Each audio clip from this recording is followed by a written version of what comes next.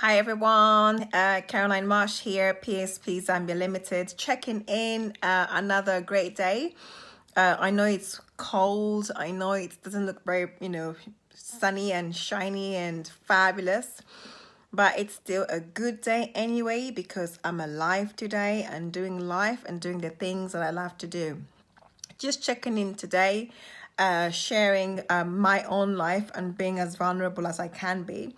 Someone asked me an interesting question and said, Caroline, so, how do you get on? How are you with really your personal financial situation? How do you come up with your goals? How do you plan and prepare for the year after? How do you do these things?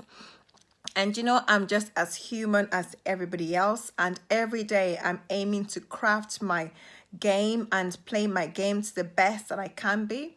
And therefore, I have to constantly put myself through the school of educating myself and learning more about money, about investments. But the one thing that I quite like about this time of the year is what it does for me. It gets me to really reflect, look back at what the year has done and be able to plan what my next year should look like.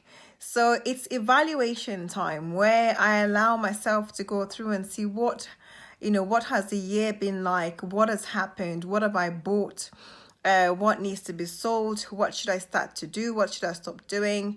And of course, the interesting part is around asset acquisition. I always like to think and to plan that every year must be a better year than the years before.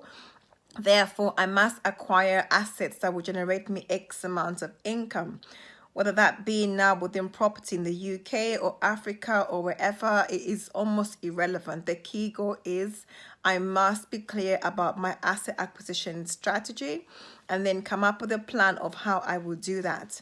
Now, if you're in the UK, obviously there's talk of Brexit. It means two things to me. It means opportunity knocking at my door. I know the news is very negative out there talking about Brexit, what's going to happen to UK markets. But actually, I also see the property prices at the same time are dropping in many different places. So get yourself ready. Look at investments and find the best place where you get a good return for your investments.